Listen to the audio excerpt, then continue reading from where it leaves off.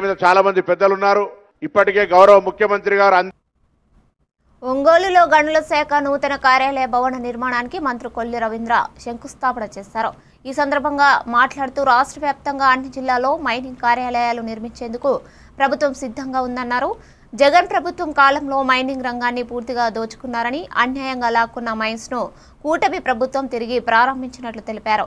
పారదర్శకతను ప్రధానంగా తీసుకుని మైనింగ్ వ్యవస్థను పూర్తిగా మార్చుతున్నామన్నారు. ఉచిత ఇసుక పాలసీని అమలు చేయడం ద్వారా ప్రజలకు భారీగా ఆదా కలుగుతోందని, ఇసుక అందుబాటులో లేని ప్రాంతాలకు కూడా ప్రభుత్వం సరఫరా చేస్తుందని వివరించారు.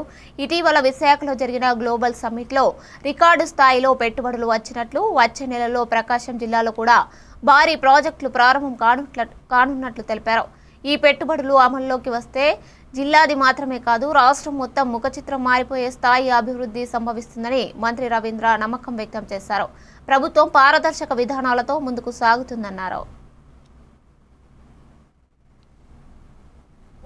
ఆ పరిశ్రమ మీద ఆధారపడిన వాళ్ళందరూ కూడా ప్రతిరోజు దినదిన గణంగానే గడిచింది.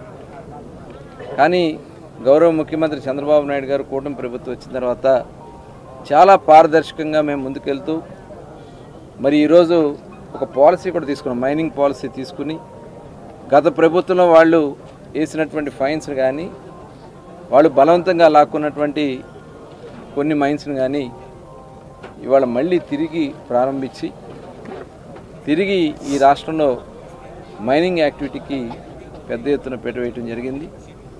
ఇవే కాకుండా ఇంకా రేర్ ఎర్త్ మినరల్స్కి సంబంధించి కూడా ఇవాళ ఒక ప్రత్యేక కార్యక్రమాలు తీసుకుంటున్నాం.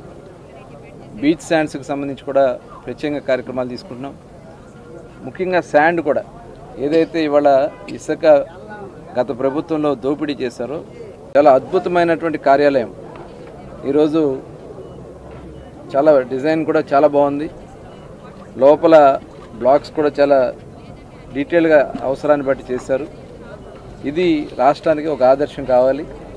ఖచ్చితంగా అన్ని ప్రాంతాల్లో కూడా ప్రభుత్వ కార్యాలయాల ఏర్పాటులో మైనింగ్ డిపార్ట్మెంట్లో దాదాపు 26 జిల్లాలో కూడా యాక్టివిటీ ఉన్నాయి. దానికి తగిన విధంగా అక్కడ కార్యాలయాలు